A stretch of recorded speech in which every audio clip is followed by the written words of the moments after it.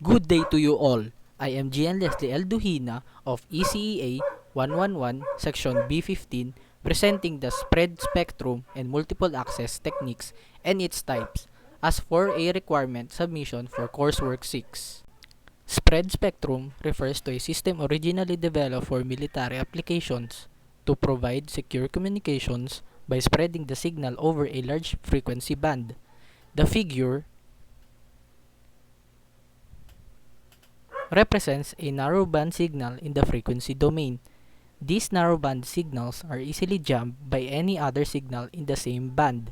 Likewise, the signal can also be intercepted since the frequency band is fixed and narrow. The idea behind spread spectrum is to use more bandwidth than the original message while maintaining the same signal power. A spread spectrum signal does not have clearly distinguishable peak in the spectrum. This makes the signal more difficult to distinguish from noise and therefore more difficult to jam or intercept. This concept is illustrated in this figure.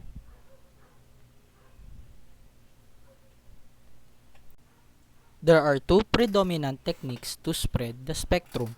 First, the frequency hopping or FH, which makes the narrowband signal jump in random narrowbands within a larger bandwidth.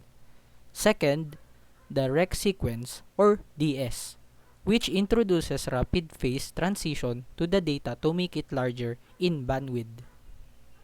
The FHSS communication system that you are probably most familiar with is the Bluetooth. The carrier frequency is cycled through a number of discrete frequency steps called the hop sequence.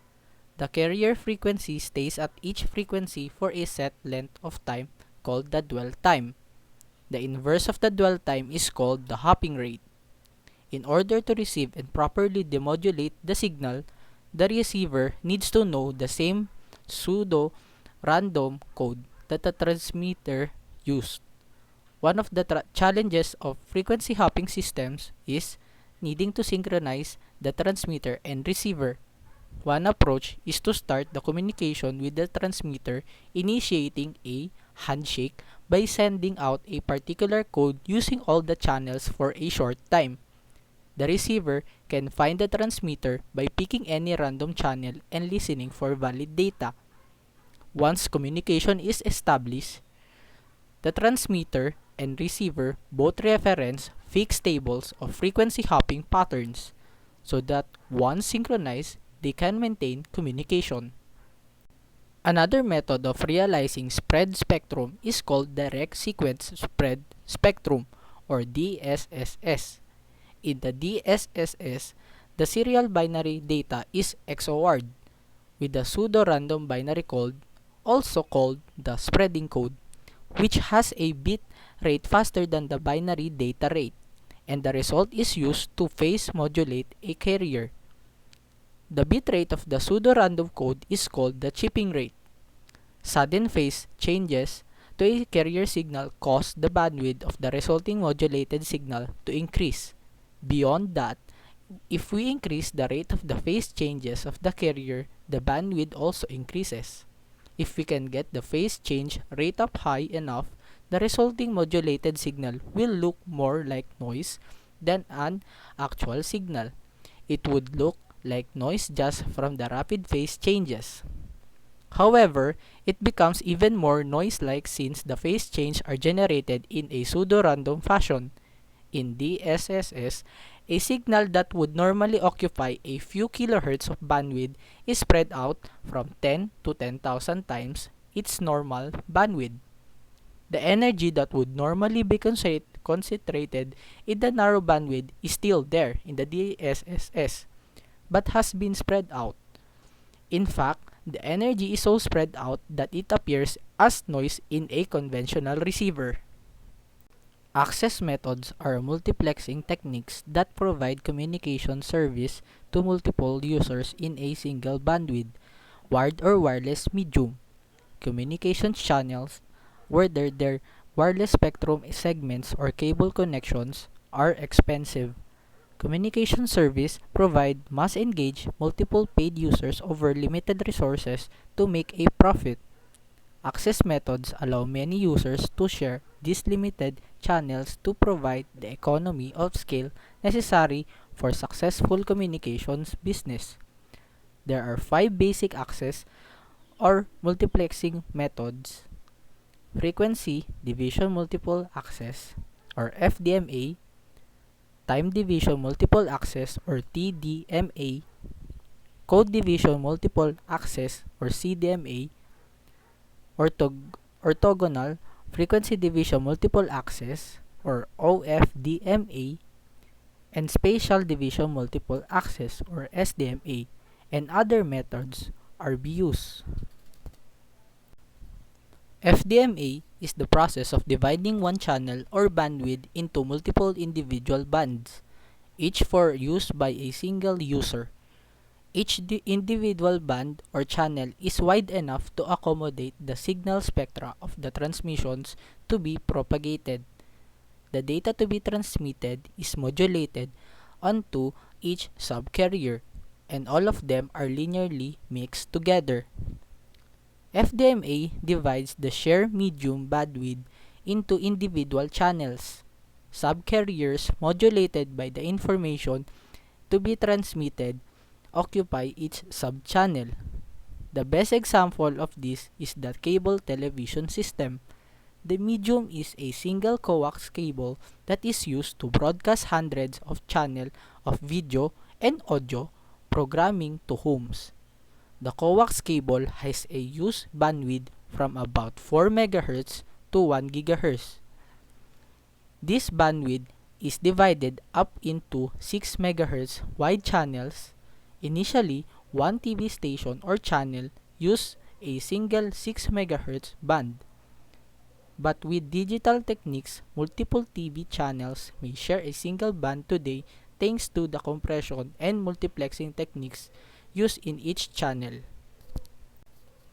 TDMA is a digital technique that divides a single channel or band into time slots.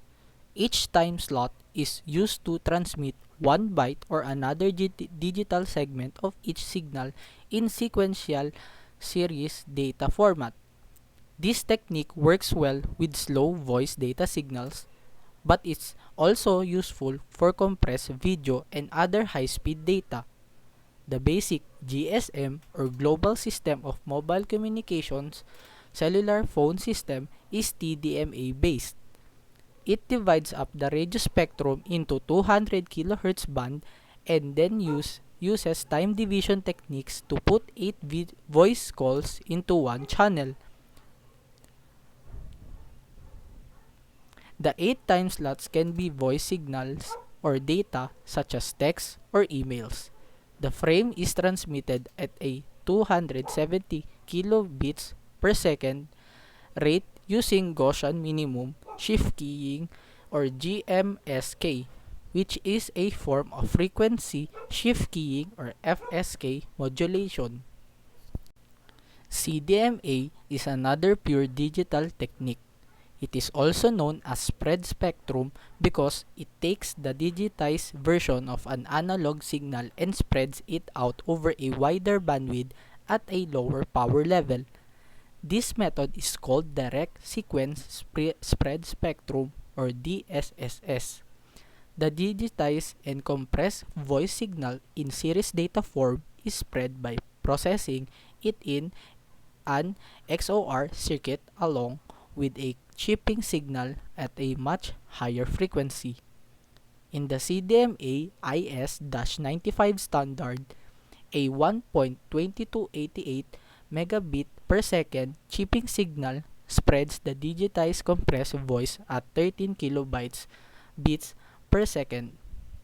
Spread spectrum is the technique of CDMA. The compressed and digitized voice signal is processed in an XOR logic circuit along with a higher frequency coded chipping signal.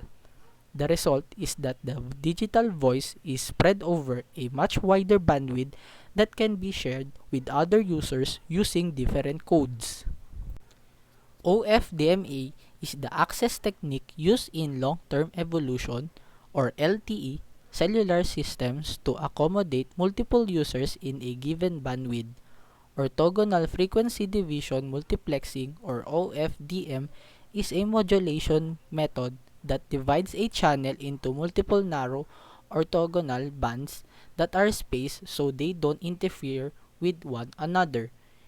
Each band is divided into hundreds or even thousands of 15 kHz wide subcarriers. The data to be transmitted is divided into many lower speed bit streams and modulated onto the subcarriers. The time slots within each subchannel data stream are used to package the data to be transmitted. This technique is very spectrally efficient, so it provides very high data rates. It also is less affected by multipath propagation effects. SDMA uses physical separations method that permit the sharing of wireless channels. For instance, a signal channel may be used simultaneously if the users are spaced far enough from one another to avoid interference. Known as frequency reuse, the method is widely used in cellular radio systems. Cell sites are spaced from one another to minimize interference. SDMA separates users on shared frequencies by isolating them with directional antennas. Most cell sites have 3 antennas array to separate their coverage into isolated 120-degree sectors. Adaptive arrays use beamforming to pinpoint desired users while ignoring any others on the same frequency. This is the coursework 6 in understanding spread spectrum and multiple access. Be sure to check the reference article links listed in the description below. Thank you for listening and have a nice day.